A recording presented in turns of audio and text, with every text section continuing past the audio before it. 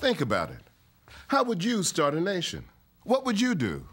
Well, maybe you'd get some friends together, and if you thought it might help, you'd bring in some people you disagreed with or didn't know very well. That's what writing our Constitution and creating the United States of America was like. As real and as human as that.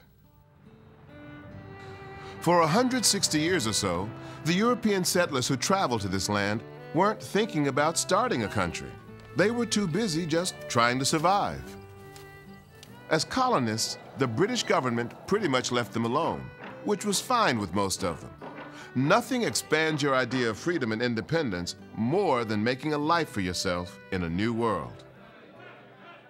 Then slowly, things began to go sour. The British government began interfering with the colonists, taxing them without their consent, and without giving them an effective way of complaining. Soon, there was a question in the air. Just who did the British government think it was? When the Revolutionary War finally began, when shots were fired at Lexington and Concord, they were being fired over just that question. Who did the government think it was? The colonists answered the question with the Declaration of Independence. Governments are instituted among men, they said, deriving their just powers from the consent of the governed.